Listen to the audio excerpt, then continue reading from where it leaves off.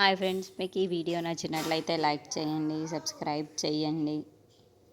క్రిష్ సత్య దగ్గరికి వచ్చి నీకో శుభవార్త చెప్పాలి అని చెప్పేసి అంటాడు. ఆ మాటలకి అక్కడున్న సత్య అయితే చాలా చాలు చెప్పే ఆ శుభవార్త ఏంటో చెప్పేసే అని అడుగుతూ ఉంటుంది.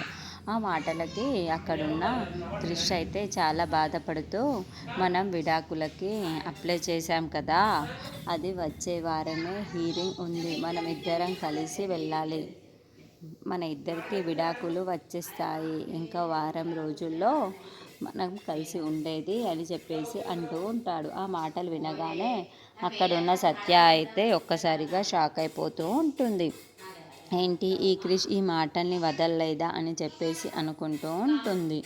ఇంతలో అక్కడున్న క్రిష్ మాత్రం, అవును సత్య, మన ఇద్దరికి ఇంకా విడాకులు వచ్చేసాయి, వారం రోజులే మన ఇద్దరం కలిసి ఉంటాం, నీకు రెక్కలు వచ్చిన పక్షిలాగా నువ్వు ఎక్కడికైనా ఎగిరిపోవచ్చు అని చెప్పేసి చాలా బాధపడుతూ చెబుతూ ఉంటాడు. ఆ మాటలు వినగానే అక్కడున్న సత్య వింటూ చాలా బాధపడుతూ ఉంటుంది.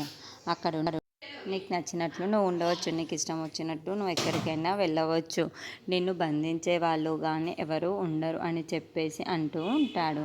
ఆ మాటలు వినగానే అక్కడున్న సత్య అయితే చాలా బాధపడుతూ ఉంటుంది. ఏంటి క్రిష్ నుండి విడిపోవాలా అని చెప్పేసి అనుకుంటూ ఉంటుంది. ఇంతలో అక్కడున్న క్రిష్ మాత్రం, ఇంకా వారం రోజులే ఉంది సత్య, మనం ఇద్దరం విడిపోవచ్చు, నువ్వు హ్యాపీగా ఉండవచ్చు, నీ లైఫ్ నువ్వు బ్రతకవచ్చు అని చెప్పేసి అంటూ అక్కడి నుండి అయితే వెళ్ళిపోతూ ఉంటాడు. ఆ విధిగానే అక్కడున్న సత్య మాత్రం చాలా బాధపడుతూ ఉంటుంది.